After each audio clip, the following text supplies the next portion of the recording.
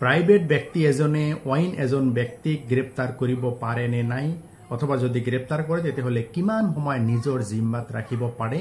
এই কথাখিনি অৱগত কৰিবৰ কাৰণে এই ভিডিঅটো বনাইছো আপোনালোকে জানে যে 1 জুলাই 2024 তাৰিখৰ পৰা সমগ্ৰ ভাৰতবৰ্ষ জুৰি তিনিখন নতুন আইন বলবৎ হৈ আছে তাৰে ভিতৰত এটা উল্লেখযোগ্য আইন হৈছে BNSS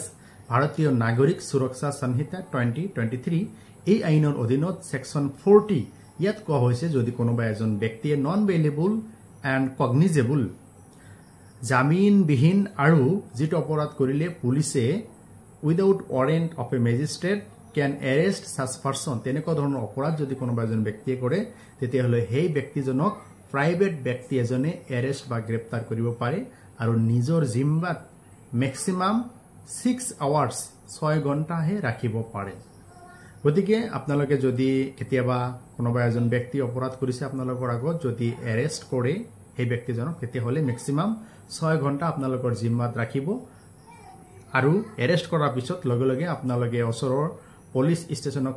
মানে খবৰ দিব পুলিচে আহি সেই ব্যক্তিজনৰ ঘটনাৰ বিষয়ে চালি চাই যদি প্ৰয়োজন হয় তেখেতক থানাত লৈ যাব আৰু যদি প্ৰয়োজন নহয় তেতিয়াহলে ৰিলিজ কৰি দিব এটো হল নিয়ম গতিকে আপোনালোকে যদি কোনোবা ব্যক্তিক এৰেষ্ট কৰে যিজনে অপৰাধ কৰিছে ম্যাক্সিমাম 6 আৱাৰ্স নিজৰ জিম্মাত ৰাখিব পাৰিব